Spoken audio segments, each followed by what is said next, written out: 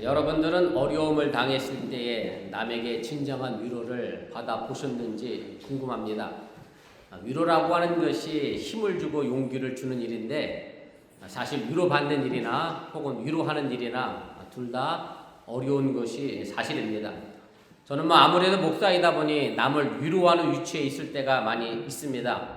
제가 언젠가 드렸던 말씀인데 제가 암이 걸리고 수술을 하고 항암 치료를 하면서 가장 크게 회개한 것이 목사로서 병원 신방 다니면서 위로한답시고 환자들에게 전한 말들이 얼마나 공허했고 그 아픈 사람을 전혀 이해하지 못한 것에 대한 회개를 했던 적이 있습니다.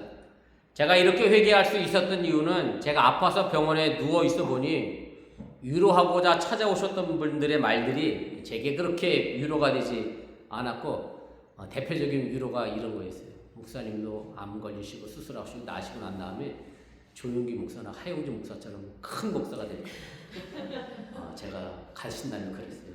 그런 목사 안 되더니 암이 안 걸려면 좋겠다. 사실 이제 그런 위로한다고 하신 건데 참 어렵지요. 그런데 이제 오히려 그것이 이제 저를 힘들게 했던 그런 경험도 있고요. 그런데 사실은 별말 하지 않고 아무 말씀도 없으시고 그냥 병원에 오셔서 제 손을 꼭 잡아주시면서 그저 눈물 흘려주셨던 그런 분들의 눈물에 오히려 제가 위로를 받으면서 저도 함께 울었던 그런 경험이 있습니다. 입으로 전해 내려온 우리나라 전래동화 가운데 여러분들이 너무나도 잘 알고 있는 이런 얘기 있잖아요. 한 어머니가 두 아들을 뒀는데 하나는 남학신 장사하고 하나는 집진 장수를 하는 그런 아들이 있었는데 이 어머니는 날이면 날마다 걱정이고 고민입니다. 해가 뜨면 남학신이 안 팔릴까 걱정이고 또 비가 오면 집신이 안 팔릴까 걱정이고 날이면 날마다 걱정을 하니 그러다 그만 병이 들어 자리에 눕게 됐습니다.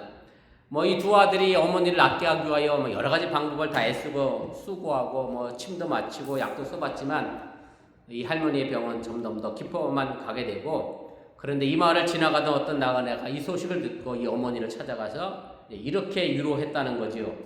할머니의 생각을 좀 바꿔보라고. 비 오는 날에는 남학신이 잘 팔리니 남학신 장사하는 아들을 생각하고 해가 뜨면 집신이 잘 팔릴 테니 집신 장사하는 아들을 생각하고 그래서 그 어머니가 그렇게 생각을 바꾸고 났더니 날이면 날마다 행복해져서 이제 할머니 병도 나았고 행복했다라고 하는 결론을 내리게 됩니다. 그런데 여기까지라면 이 나그네의 위로가 할머니의 근심과 염려를 없애버리고 병을 낫게 했다고 하는 것을 쉽게 납득할 거 있을 것 같지는 않습니다. 왜냐하면 두 아들을 걱정하는 이 어머니의 마음이라는 것이 하나들이 잘 됐다고 해서 잘못된 아들을 잃어버리지는 않거든요. 여러분들도 자식 키워보시면 알잖아요. 하나들 잘 됐다고 해서 나쁜 자식이 그게 마음이 안 쓰입니까? 이 어머니의 사랑이라고 하면 사실은 이 두 아들 모두가 편안하게 사는 것이 좋은 것이지 어느 한쪽은 잘 되고 어느 한쪽은 또 나쁘고 그것이 바꿔졌다라고 해도 그 할머니의 사랑으로서는 이것이 불가능했을 것이다. 저는 그렇게 생각을 하게 됩니다. 아무튼 이 동화는 같은 사건에 대해서 부정적인 사고보다는 긍정적인 사고를 하라고 하는 그런 메시지를 우리에게 전해주고 있고 교회에서는 흔히 이것을 가지고 적극적인 사고 방식이다 라는 말로도 설명을 하고 설교도 합니다.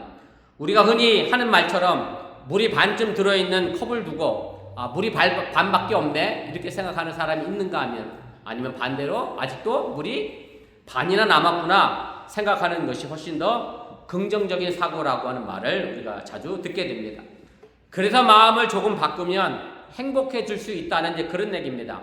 행복과 불행이 마음먹기에 달렸다는 것인데 사실 듣기에는 그럴듯한데 여기에는 무서운 독소가 숨겨져 있음도 여러분들이 깨달으시길 바랍니다. 이런 예를 생각하시면 쉽게 좀 이해될 수 있을 겁니다. 어떤 사람 집에 불이 났습니다. 그런데 8명의 식구가 있었는데 불이 나는데 그 8명의 식구가 모두 그래도 다행스럽게 빠져나와서 나왔습니다. 그런데 집은 다 타버렸어요. 집은 다 타버리고 건질 게 하나도 없고요. 그래도 땅은 내 땅이니까 그래도 땅은 그래도 남아 있었어요. 그래서 누가 위로한답시고 와서 이렇게 얘기하는 거죠. 집은 다 불탔지만 그래도 아이들은 다 무사하고 집은 없어졌지만 그래도 땅은 남아 계시니 얼마나 다행이냐고, 감사하냐고, 그래도 괜찮다라고 이렇게 위로를 하면, 제가 유수한테 이런 얘기를 했더니 예의가 없는 사람이네, 그렇게 얘기하잖아요. 유수도 이거 예의가 없는 사람으로 이해하더라고요. 이게 위로가 되겠냐라고 하는 얘기죠. 아마 모르긴 몰라도 속으로 그랬을 수도 있어요. 너도 한번 당해봐라, 이런 말이 나오나 아마 했을 수도 있습니다. 그래서 남을 위로한다는 게 참 힘듭니다. 오히려 몇 마디 말로 위로한다는 것 자체가 인사치레일 뿐이고 오히려 남에게 상처를 줄 때가 더 많이 있다는 그런 말입니다. 때로는 누구는 더 나쁜 상황이라고 이야기하면서 남의 불행을 가지고 나의 행복으로 삼는 경우도 있습니다. 야, 너는 팔 부러졌니? 저 아무개는 그냥 팔다리 다 부러졌어. 그래도 그 사람보다 나으니 넌 괜찮아. 이게 절대 그 사람에게 위로가 되지 않습니다. 제가 어느 장인 목사님 설교를 들으면서 그분이 그래요. 그래도 소아부위로 한쪽 다리는 괜찮으니 눈 멀고 다리 다 없는 사람보다 목사님이 낫지 않냐 그랬는데, 자기는 그게 절대 목사 되기 전에 위로가 되지 않았다라고 하는 얘기고, 사실 남의 불행을 통해서 내가 행복하다라고 하는 것도 아주 위험한 독소가 들어있다라고 하는 그런 얘기입니다. 오늘 우리가 함께 읽는 본문은 고린도후서 서론 부분이고요. 사도 바울은 하나님을 찬송하시면서 자비의 아버지시요 모든 위로의 하나님이다 라고 이렇게 고백합니다. 그런데 오늘 본문을 보면 다른 성경하고 뭔가 좀 다른 느낌을 받게 됩니다. 무슨 얘기인가 하면, 사도 바울이 교회에 쓴 편지, 다른 편지들을 보면 편지의 서식의 내용이 일정합니다. 우리나라도 저도 뭐 중고등학교 시절에 편지 쓸 때는 뭐 얀분 묻고 계절 인사하고 그다음에 본론을 쓰고 이런 식의 서신 형식이 있었잖아요. 그때 당시에도 마찬가지의 그런 서신 형식이 있었는데, 그 사도 바울의 편지들을 보면 대부분 이렇게 나옵니다. 짧은 구절로 한 1절부터 3절 정도까지는 하나님을 찬양하면 너희들에게 복이 있을지어다 이렇게 축복을 권하면서, 그 다음에 나오는 게 그 교회 상황에 대하여, 혹은 들었거나 아니면 그 교회 상황을 아는 것에 대하여 너희들에게 이렇게 칭찬하고, 너희들 이것 때문에 내가 참 하나님께 감사한다, 이런 식의 편지를 이제 쓰게 됩니다. 그것이 데살로니가전서도 그렇고 빌립보서도 그렇고 고린도전서에도 동일하게 나옵니다. 제가 같은 고린도 교회 보낸 편지의 서두인데 이렇게 돼 있어요. 3절까지는 이제 하나님의 이름으로 축복한다라고 이야기하고 나서 4절에 바로 이렇게 돼 있어요. 그리스도 예수 안에서 너희에게 주신 하나님의 은혜로 말미암아 내가 너희를 위하여 항상 하나님께 감사하노니, 이렇게 돼 있으면서 왜 감사하느냐? 이는 너희가 그 안에서 모든 일, 모든 언명과 모든 지식에 풍족하기 때문에 감사한다. 데살로니가전서 1장에도 보면 데살로니가 교인들을 향하여 이렇게 감사하며 칭찬합니다. 너희에게 내가 믿음의 역사가 있었고 사랑의 수고가 있었고 소망의 인내가 있다는 걸 내가 들어서 너희들 때문에 참 감사한다라고 얘기하는데, 그런데 갈라디아서하고 고린도서는 이런 식의 감사 내용이 없고 바로 고난에서 구원해 주신 하나님께 찬양을 드리고 있습니다. 이런 것으로 봐서 우리가 고린도서를 바울이 쓸 때에 바울과 고린도 교회가 어떤 관계를 이루고 있었는지 대충 짐작해 볼 수가 있습니다. 다시 말씀드리면 바울이 고린도후서와 갈라디아서를 쓸 때 그들의 신앙 상태를 칭찬하고 싶지 않은 마음이 있었다는 것을 짐작해 볼 수가 있다는 말씀입니다. 그것은 제가 이미 2주 전에도 설교했던 것처럼 고린도 교회는 바울의 사도직에 관하여 막 시비를 걸던 사람들이 있었고, 또 예루살렘을 위하여 헌금하자라고 했더니 그 헌금을 사도 바울이 횡령했다라고 오해하는 사람들이 있었기 때문에 이 문제를 해명하는 바울의 입장에서는 결코 즐거운 마음으로 이 편지를 쓰기가 아마 어려웠을 것이다 라고 생각해 볼 수가 있습니다. 그래서 바울은 감사의 내용 대신 자신이 당한 환난에 대해서, 그래서 살 소망조차 없었던 자신의 상황에서 자기 자신을 위로하고 다른 사람을 위로할 수 있는 위로자가 되게 하신 하나님을 찬양하고 있음을 보게 됩니다. 오늘 본문에 위로라고 하는 말이 자그마치 10번이나 나옵니다. 사도 바울은 사람의 위로가 아니라 하나님의 위로를 지금 말하고 있는 겁니다. 그럼 사도 바울이 말하는 하나님의 위로라고 하는 것은 대체 무엇일까가 궁금해집니다. 보이는 사람의 말이 위로가 되지도 않는데 보이지 않는 하나님의 위로가 진정한 위로가 되겠느냐 하는 겁니다. 그리고 하나님의 위로가 다른 사람의 위로와 다른 것이 무엇일까가 오늘 중요한 말씀임을 여러분들이 깨달으시길 바랍니다. 제가 앞서 짐신 장사하는 아들과 남아신 장사하는 아들을 둔 어머니 이야기에서 말씀드렸던 것처럼 삶에는 어느 한쪽도 외면하거나 회피할 수 없는 양면성이 있습니다. 삶이 있으면 죽음이 있기 마련이고 기쁨이 있으면 괴로움도 있기 마련이라고 하는 얘기입니다. 죽음을 외면한 삶, 괴로움을 회피한 기쁨이 온전하고 적극적인 삶의 자세일 수 없다는 말씀입니다. 사실 적극적 사고방식이라고 하는 그럴듯한 삶의 처세를 가르치는 이 신앙의 정체는 기복신앙일 수밖에 없습니다.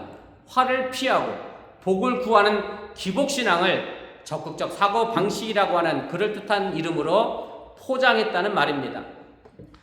사실 삶의 현실은 괴로움입니다. 이것을 한문으로 보면 괴로울 고자 혹은 쓰다 하고 할 때 쓸 고자를 사용합니다. 그래서 인생은 고해와 같다 라고 얘기하는 사람도 있고, 그래서 고난을 뺀 삶이라고 하는 것은 우리가 상상할 수는 없습니다. 사실 기독교뿐만 아니라 모든 성숙한 종교와 철학은 내게 당면한 고난이라고 하는 삶의 현실에 대해서 진지하게 물어보고 그것에 대하여 답을 구하는 것이라고 말할 수 있습니다. 우리 기독교도 다르지 않습니다. 우리 기독교 중심에는 고난을 뜻하는 십자가가 그 가운데 우뚝 서 있습니다.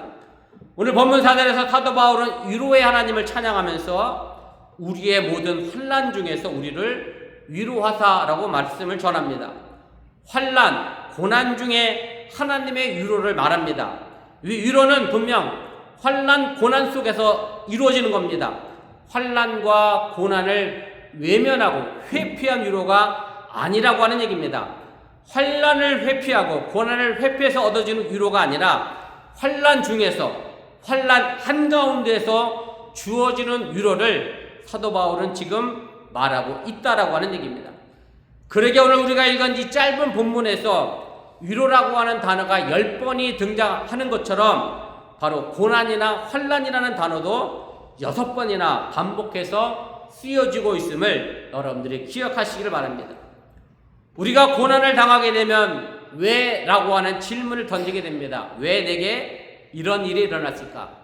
왜 이런 문제가 발생했을까? 어디서부터 잘못됐을까? 우리는 수없이 묻게 되고 답을 구하게 됩니다. 그리고 우리 기독교 신앙은 이 고난은 결국은 하나님의 뜻에서 찾게 됩니다. 다시 말씀드리면 내게 고난을 주신 분이 하나님이라고 하는 대전제가 깔려 있다는 그런 말씀입니다. 그러기에 왜 그분이, 왜 하나님이 내게 이런 고난을 주었는가에 대한 질문을 던지게 됩니다. 그래서 그 고난의 원인을 바로 그 고난 자체에서 찾게 된다는 말씀입니다. 하나님의 뜻이라고 하는 말은 사실은 목사뿐만 아니라 많은 기독교인들이 너무나도 쉽게 자주 쓰는 말입니다. 아마도 여러분들도 경험이 있겠지만 딱히 위로할 말이 없으면 우리는 그때 하나님의 뜻을 말하게 됩니다. 그리고 이 말이 거의 관용어처럼 아주 상투적으로 쓰이게 됩니다. 그래서 하나님의 뜻이 있겠지요 라고 하는 말은 왜 이런 일이 지금 일어났는지 우리는 모른다 라는 말의 다른 표현이라고 해도 틀리지가 않습니다. 왜냐하면 분명한 한계를 가지고 있는 사람이 무한하신 하나님을 알지 못하기 때문에 하나님의 뜻이 있다고 하는 그 말은 지금 그 문제의 해답을 아무도 알지 못한다는 말이 되기 때문에 그렇습니다. 사도 바울은 이 하나님의 위로를 말하면서 본문 8절 9절에서 자기 경험을 이렇게 말합니다.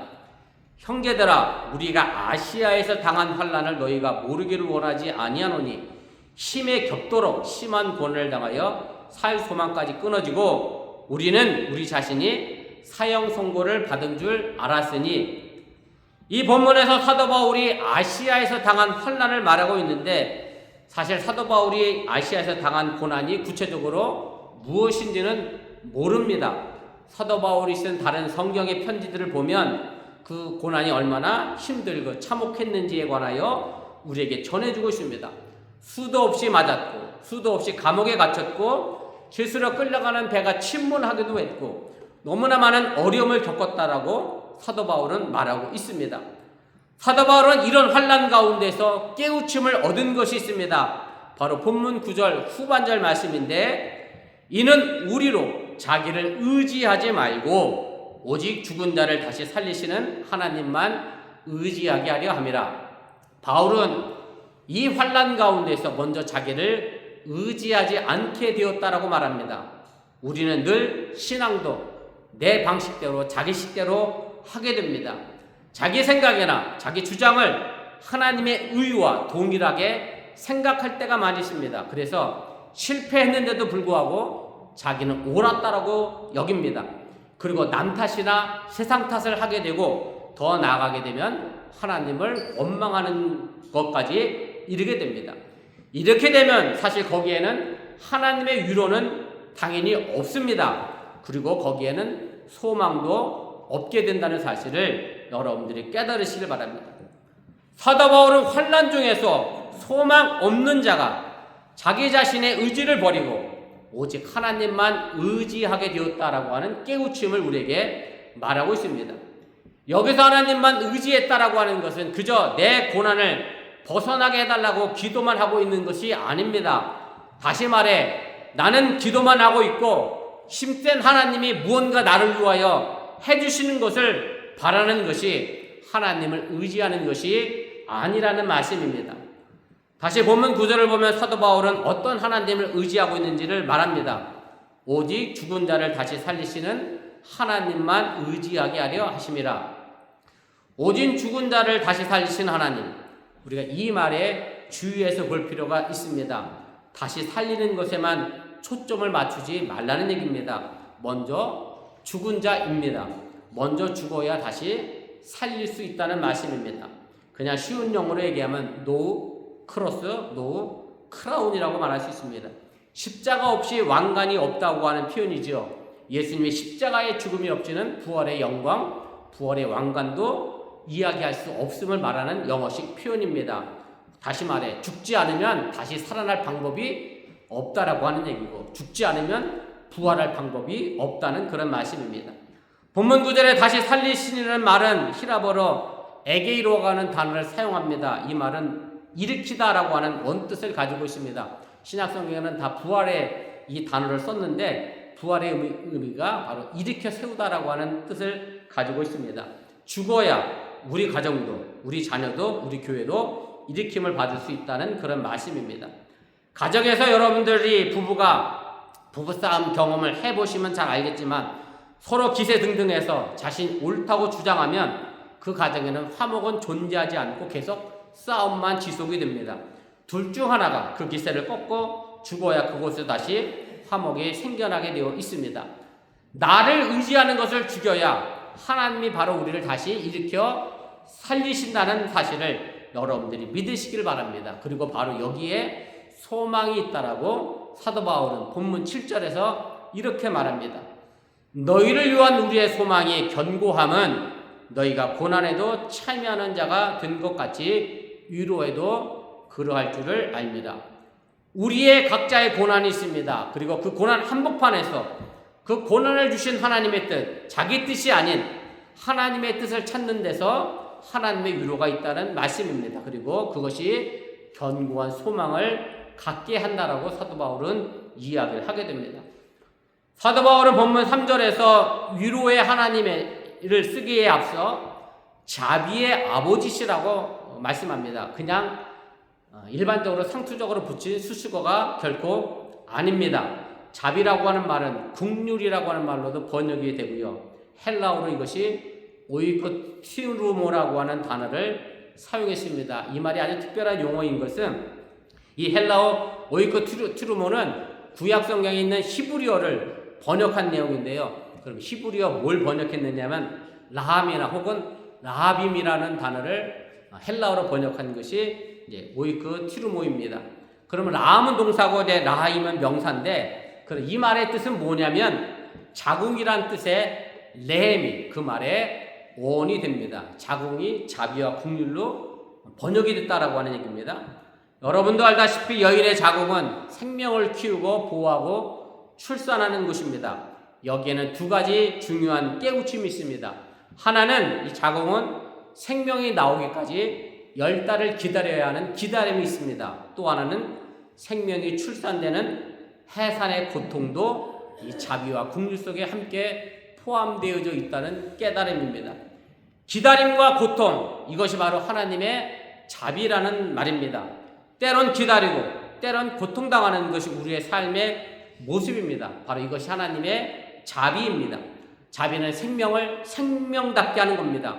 생명을 참 생명으로 자라게 하는 것이 자비입니다. 그래서 수고하며 기다리는 것, 이것이 하나님의 자비의 증거임을 믿으시기를 바랍니다. 지금 우리의 삶이 고통스럽다고 하면 하나님이 내게 자비를 베푸시고 있다는 증거이고, 나를 보다 성숙한 생명으로 이끌어 가고 싶어 하시는 하나님의 자비의 손길이 있다는 증거라고 하는 말씀입니다. 그러게 우리는 절망한 이유가 없음을 여러분들이 믿으시길 바랍니다. 앞서 말씀을 드렸던 것처럼 생명은 10달을 기다려야 되고 해산은 고통을 겪어야 출산이 이루어집니다. 수고하고 기다리는 가운데 깨달음이 있습니다. 제가 앞서 하나님의 뜻을 말하면서 지금은 그 답을 모른다라고 말씀을 드렸는데, 제가 살아온 인생을 돌아보니 그때는 하나님의 뜻을 몰랐는데 지금 돌이켜보면 하나님의 뜻이 거기에 있었구나를 깨달아 알게 됩니다. 그러기에 우리는 고난 속에서 기다려야 합니다.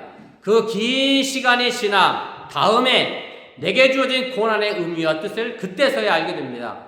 다시 말씀드려 하나님의 뜻을 그때서야 발견하게 된다는 말씀입니다.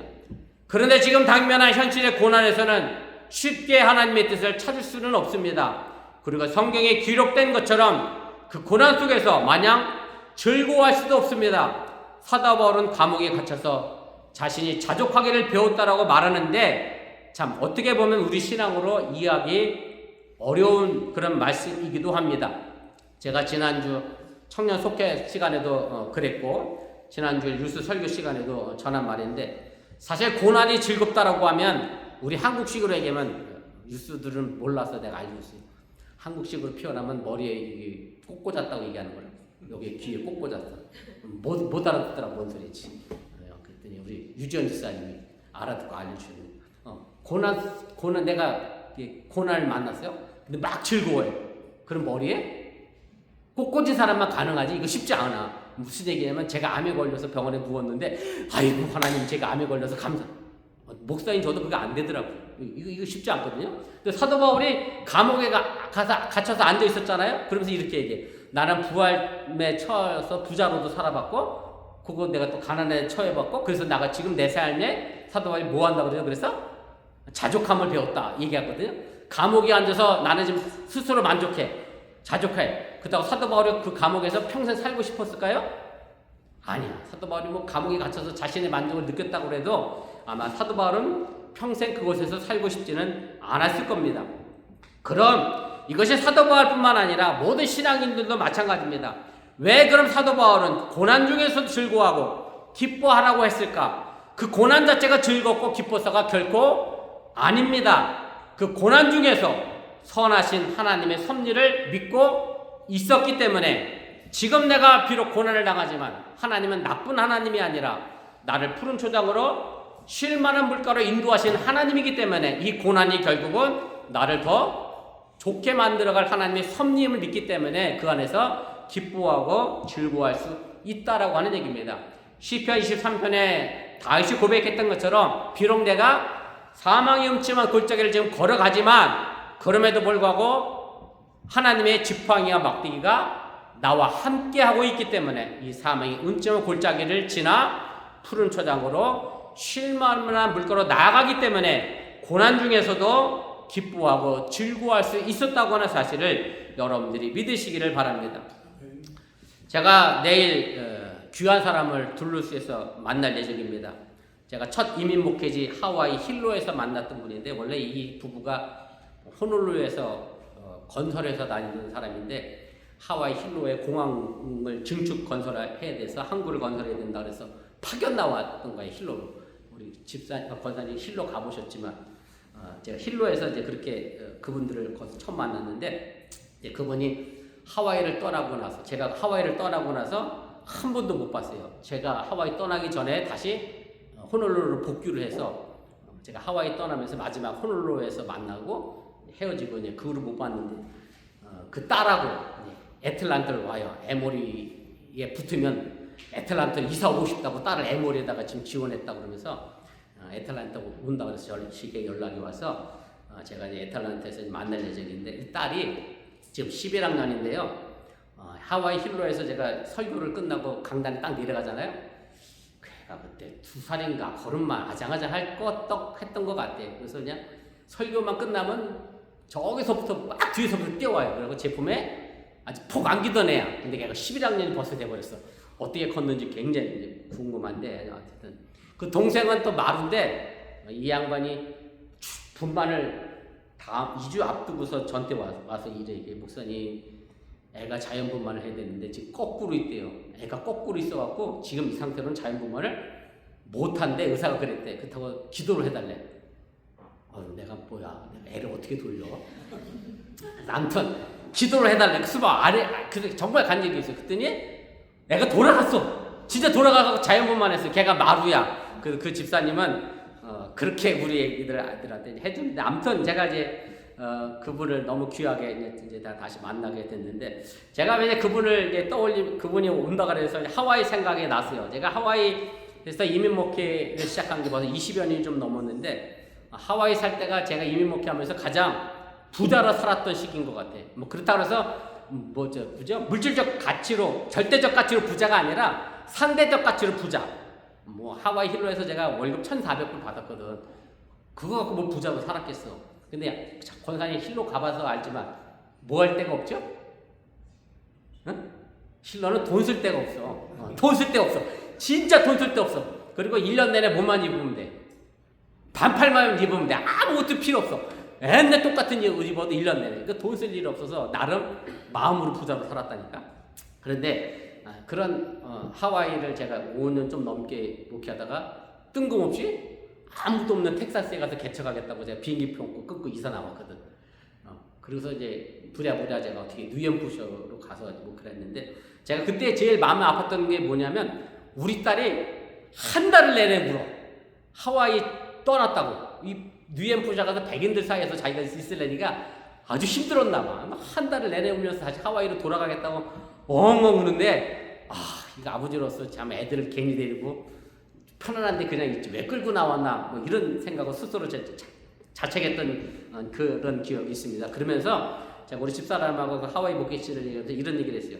그런데 만약에 내가 그때 하와이를 그렇게 안 떠났으면 지금 우리 아이들의 위치나 제 위치가 어땠을까를 생각해보면 물론 그때는 아이들도 힘들고 나도 힘들었지만 결국 그 모든 것들이 하나님의 선하신 섭리 안에서 다 이루어져서 제가 지금 이 자리에 서 있다라고 하는 그런 뜻을 제가 깨달아 알게 됐다라고 하는 얘기입니다. 사도 바울은 지금 우리를 향해 자신의 고난 속에 담겨진 하나님의 위로를 간증하고 있습니다. 그리고 하나님의 위로가 견고한 소망이었음을 또한 고백을 합니다. 바로 이것 때문에 사도 바울은 오늘 자신이 받은 하나님의 위로를 우리에게 전하고 있다라고 하는 얘기입니다. 아니 우리에게 이 위로, 이 견고한 소망을 전하기 위해서 자신이 고난을 당했다라고 말합니다. 이것이 바로 살아있는 복음의 이야기인데 본문 6절 말씀인데 제가 표준 세번역으로 읽어드리겠습니다.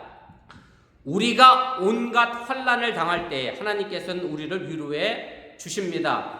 하나님께서는 우리를 위로하셔서 온갖 환난 가운데 있는 사람들을 위로할 수 있게 하십니다. 다시 말하면 사도 바울이 환난 중에 깨달은 것이 뭐냐면 자기가 환난을 당해서 하나님의 위로를 받았습니다. 그래서 자신이 받은 그 위로가 또 다른 환난 당한 사람들에게 그 위로를 전할 수 있는 증거가 됐다라고 이야기를 하게 됩니다. 그리고 그 위로 때문에 내가 견고한 희망을 가지고 내가 그 고난을 이겨냈다라고 사도 바울은 지금 말하고 있는 겁니다. 복음은 예수님만의 것도 사도 바울의 것도 아닙니다. 우리가 받은 하나님의 위로, 그래서 그 견고한 소망 위에 우리에게 힘이 됐다라고 하면 훗날 그 고난을 지나고 나서 돌아보며 고백할 때 우리도 다른 사람에게 흔들리지 않는 견고한 소망의 복음을 전할 수 있다라고 하면 예수님의 복음, 사도 바울의 복음을 우리도 전하게 된다고 하는 사실을 여러분들이 믿으시기를 바랍니다. 이제 우리에게 위로가 되셨던 그 하나님의 복음을 전함으로 견고한 소망 위에 굳게 서시기를 주님의 이름으로 간절히 축원을 드립니다. 기도하겠습니다. 우리 말씀을 기억하며 1분여 정도